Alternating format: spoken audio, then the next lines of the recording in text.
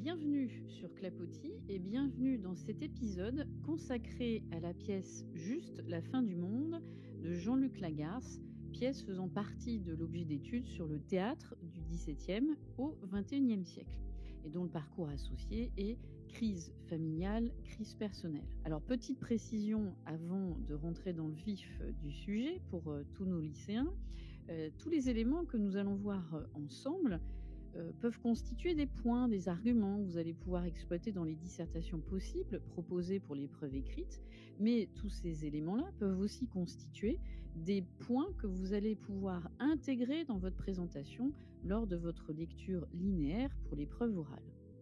Alors pour cet épisode, et les autres d'ailleurs qui constitueront la série consacrée à Lagarce, nous avons le plaisir de recevoir au micro de Clapotis Anthony Sauron, maître de conférence des universités à Paris-Sorbonne et spécialiste des œuvres contemporaines. Bonjour Anthony. Bonjour Cécile. Eh bien aujourd'hui nous allons donc nous intéresser aux citations, ou du moins à certaines citations présentes dans la pièce. Et j'ai envie de vous poser déjà la première question. Pourquoi les citations sont importantes et quelle est leur utilité pour nos lycéens ? Alors, des citations, ça permet de concrétiser sa réflexion et d'ancrer son raisonnement et ses commentaires, son approche de l'œuvre, sur le texte, c'est-à-dire de façon concrète. D'accord. Alors, l'idée, c'est que vous êtes dit on va prendre une citation par personnage, et puis donc vous en avez choisi des relativement courtes pour que aussi nos lycéens mémorisent, parce que je rappelle que vous n'avez pas le droit à l'œuvre sous les yeux le jour de l'écrit, et donc vous allez les commenter, et bien sûr, ce que vous allez dire va servir d'argument à déployer dans une dissertation. Donc on va commencer par une première citation qui est celle de Louis. Je vous la laisse la relire et puis n'hésitez pas à vérifier dans le podcast, il y aura une infographie qui reprendra justement les citations pour que vous puissiez les avoir sous les yeux. Donc Anthony, je vous laisse présenter la première citation de Louis. Louis, comme vous le savez, est rentré chez lui, il a une annonce à faire qu'il n'arrive pas à faire. Il est en difficulté pour annoncer cette vérité qui va blesser, évidemment, sa famille, ses proches. Et il est amené, à la fin de la première partie, à rentrer dans une sorte de monologue où il va exprimer sa souffrance intérieure, ses ressentiments. Et là, on va découvrir un nouveau Louis, ou tout au moins ce qui se cache au fond de lui. Il dira entre autres: « Je pense du mal. Je n'aime personne. Je ne vous ai jamais aimé. C'était des mensonges. » Il me semble que cet extrait est très intéressant. Il s'intègre évidemment dans un propos beaucoup plus long, comparable à une sorte de monologue. Mais on voit bien ici toute la souffrance intérieure de Louis, son ressenti et le cas échéant ses rancunes. Donc ce personnage qui jusque-là contenait ses émotions, ses sentiments, en restant d'une certaine façon courtois, dans la retenue, ici, à un moment donné, se lance dans ce qu'on appellera une expression cathartique, telle qu'on pourrait la retrouver dans un théâtre beaucoup plus ancien au XVIIe siècle. D'accord, donc ça on pourrait l'utiliser dans une dissertation qui serait centrée sur le personnage de Louis par exemple. Effectivement, vous avez pleinement raison, il s'agit d'une citation qui permettrait de montrer la complexité du caractère du personnage. Et je vous renvoie bien sûr à l'épisode qui est consacré au personnage que vous aviez fait aussi dans cette série.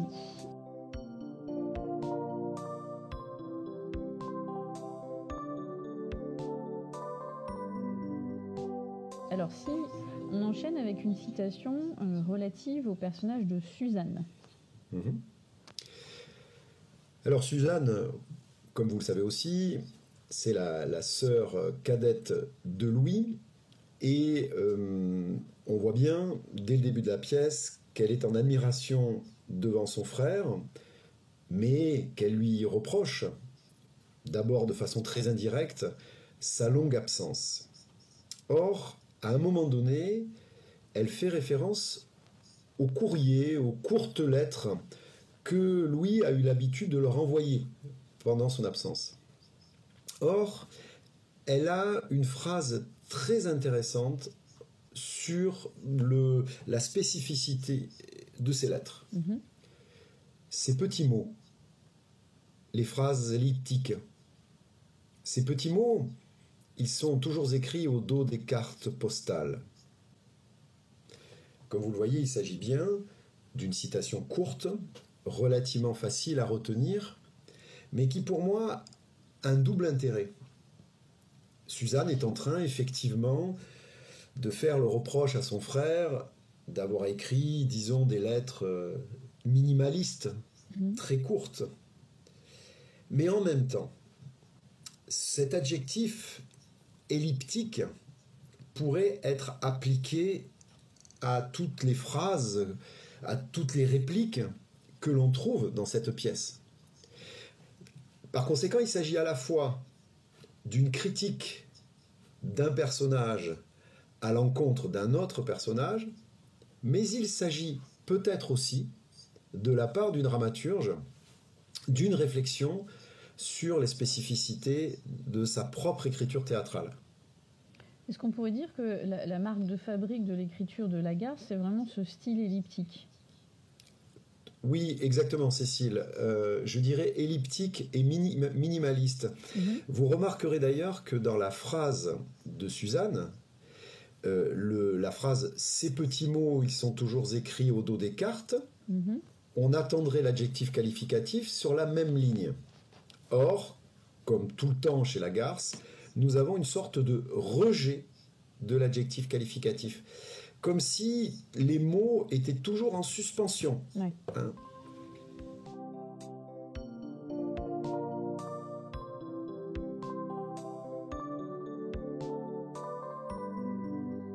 On enchaîne avec la mère, avec cette fameuse phrase autour des 34 années. Oui, alors la mère, d'abord, on le rappellera, hein, elle est le seul personnage qui n'est pas désigné par son prénom. Oui. C'est un élément important à signaler, ce qui a tendance un peu à la désincarner. Hein. Elle n'a pas un prénom spécifique ou même un surnom, comme ça pourrait être le cas dans beaucoup de familles.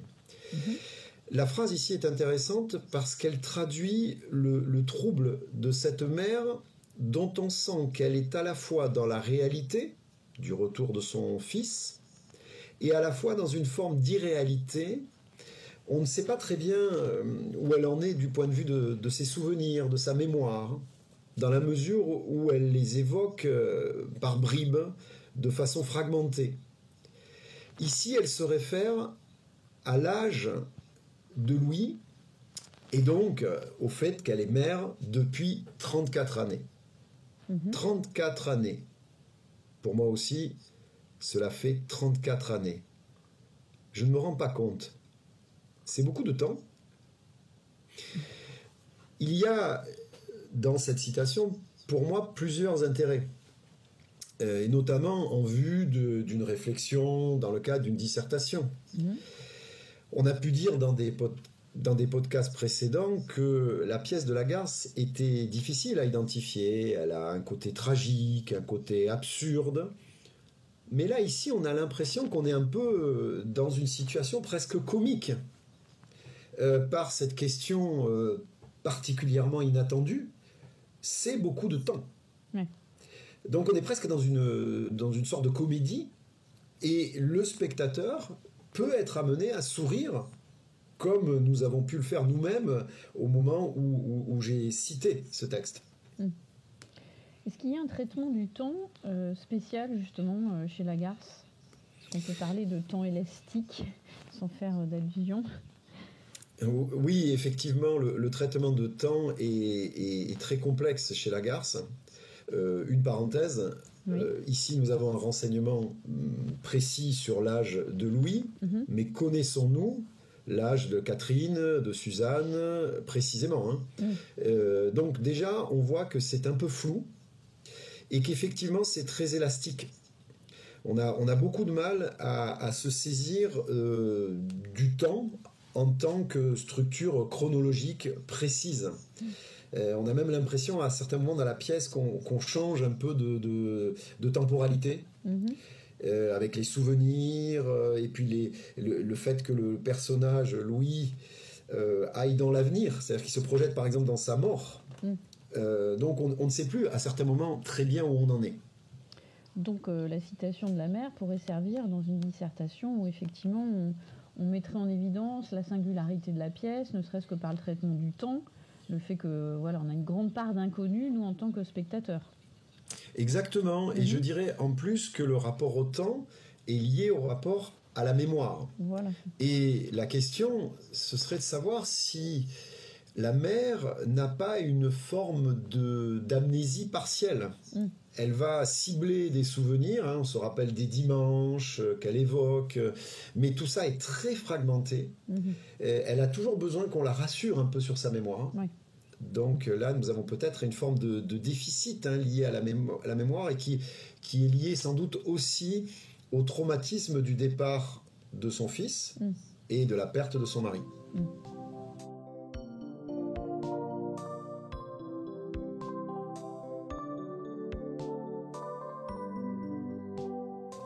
Alors, quid du personnage de Catherine ? Il y a une citation que vous avez extraite de la pièce où il y a cette répétition d'un adjectif brutal. Je vous la laisse lire et expliciter. Elle ne te dit rien de mal. Tu es un peu brutal. On ne peut rien te dire. Tu ne te rends pas compte ? Parfois, tu es un peu brutal. Elle voulait juste te faire remarquer. Alors, c'est une citation qu'on peut qualifier d'étrange, au sens où elle n'est pas explicite. On est toujours avec Lagarce dans le sous-entendu, dans l'implicite, et particulièrement dans le cas de Catherine. Catherine est un personnage qu'on sent en dedans, qui a du mal à étayer, expliciter ses émotions, ses sentiments. Et ici, elle s'adresse à son époux, Antoine. Et on voit bien qu'elle l'incrimine pour sa brutalité. Autrement dit, Antoine, c'est un peu le personnage, si vous me permettez l'expression entre guillemets, brut de décoffrage. C'est quelqu'un qui a besoin d'extérioriser ses sentiments, ses émotions, sa colère. Au contraire, peut-être, de ce qu'on retrouve avec Louis, qui cherche à retenir un peu ses sentiments et, le cas échéant, ses colères. Et là, évidemment, elle s'adresse à lui en essayant de défendre la position de Suzanne, qui venait de reprocher à Louis d'être un peu brutal dans ses attitudes. Je ferai remarquer un autre élément. Cette phrase, ou ce morceau de phrase, on ne peut rien te dire, mais est extrêmement, enfin c'est très intéressant à interroger. Parce que, implicitement, ça veut bien indiquer que Louis ne pourra rien dire à son frère, puisque on ne peut rien lui dire. Donc on voit bien qu'on a des jeux de mots et presque des situations de quiproquo, puisque une chose est dite, mais on voit bien qu'elle renvoie à deux aspects en même temps de la pièce. Alors, vous utilisez l'expression brute de décoffrage. Est-ce qu'on peut dire qu'à ce moment-là, Antoine, c'est le plus sincère, parce qu'il est justement brut de décoffrage, et tous les autres sont dans l'implicite, le non-dit? Alors, la question de la sincérité, c'est une question qui est délicate, parce que on voit bien qu'il a des incriminations vis-à-vis de son frère. Il lui dit des choses, il lui reproche par exemple de lui raconter des histoires, qu'il lui a toujours raconté des histoires. Donc on sent qu'il a une forme de sincérité, effectivement, mais c'est surtout lié, je crois, à une souffrance intérieure, à des frustrations, à des blessures. Et là où c'est intéressant sur le plan dramaturgique, c'est que ça crée des systèmes d'opposition. Alors que son épouse est beaucoup dans l'implicite, lui est beaucoup dans la décharge de ses émotions, alors que Louis est dans le contrôle, lui est beaucoup plus brutal dans ce qu'il a exprimé, et en même temps, il ne supporte pas qu'on lui fasse des reproches sur son attitude. Ouais. Donc je vous laisse lire une de ces citations que pourront retenir nos lycéens, et puis, même principe, vous l'explicitez. Alors j'ai retenu la citation suivante. Je n'ai rien dit. Je plaisantais. On ne peut pas plaisanter. Un jour comme aujourd'hui, si on ne peut pas plaisanter. Alors comme on l'a pu le voir précédemment, Antoine est un personnage qui est caractérisé comme un tant soit peu brutal, notamment par son épouse. C'est effectivement un personnage qui a comme caractéristique singulière par rapport aux autres de dire de façon assez spontanée et même brutale ce qu'il pense. En l'occurrence, il a quand même tendance à plus que taquiner son frère. Il le cherche véritablement, comme s'il espérait un affrontement. Ça, c'est quelque chose qu'on ressent quand même au fur et à mesure de la pièce. Et ici, ce qui est assez intéressant aussi, c'est de constater qu'il joue sur de l'humour, un humour au second degré. Je n'ai rien dit, je plaisantais. Et puis, il répète ce verbe plaisanter, comme s'il s'agissait d'un verbe à la rime, ce qui est aussi très intéressant du point de vue de l'écriture de Lagarce, une écriture assez poétique. Donc, on est très embarrassé par rapport à ce personnage, qui est à la fois brutal, mais sincère, peut-être plus direct que les autres, et un personnage quand même qu'on sent en situation de souffrance intérieure. Et par ailleurs, encore une fois, on est dans une situation de quiproquo avec cette citation. Un jour comme aujourd'hui, si on ne peut pas plaisanter. Quand on y réfléchit bien, c'est le jour qui était prévu pour l'annonce de la mort prochaine de Louis. Donc, encore une fois, il faut bien se rendre compte que chez Lagarce, les mots veulent toujours dire plusieurs choses à la fois. Ce qui fait que quand on les lit trop vite, on ne capte pas forcément la richesse du sens des répliques des personnages.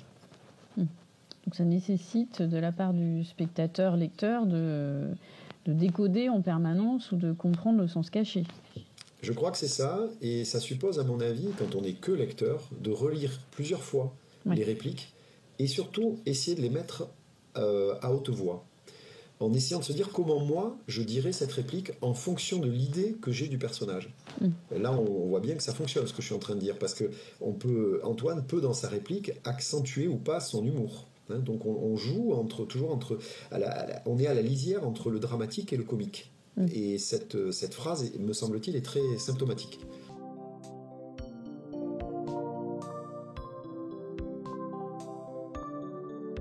Merci Anthony pour ces citations qui vont servir de point d'accroche et d'ancrage dans une dissertation. Un dernier petit point vraiment purement méthodologique. Est-ce que vous auriez des conseils à donner aux lycéens pour mémoriser ces citations, comment ils pourraient s'organiser pour faire en sorte que au mois de juin, ces citations sont dans leur tête? Alors, comme je l'ai dit à l'instant, je pense qu'on ne pourra pas mémoriser des citations sans se les dire à haute voix. Donc ça, c'est la première chose. Donc, première étape, ce qui peut supposer de s'amuser à apprendre des citations et les dire, par exemple, sur son portable. C'est une façon de s'entendre, dire la citation et voir si on la dit bien. Donc ça, c'est un moyen de mémoriser. Je pense qu'il y a une deuxième technique très simple, c'est de travailler en groupe. Et s'amuser à dire des citations et à écouter les citations qu'a retenu l'autre. Donc c'est un jeu de dialogue qui peut être tout à fait intéressant. Ça me semble une bonne méthode. Je pense qu'on ne retient des citations que si on a l'idée de les faire entendre et de les prononcer, de les répéter. Et puis dernier point, bien sûr, on peut toujours aller sur quelques captations qu'on trouve sur Internet de la pièce, notamment sur le site Théâtre Contemporain, si je ne me trompe pas, et en écouter certaines dites par des acteurs professionnels, ça peut être intéressant aussi pour les mémoriser. Et on mettra en lien, justement, le lien en annexe de cet épisode. Et bien, écoutez, Anthony, un grand merci pour toutes ces informations. N'oubliez pas que cet épisode, vous pouvez le compléter avec les autres épisodes de la série sur l'agace. Et on vous dit à très vite sur Clapotis. Au revoir.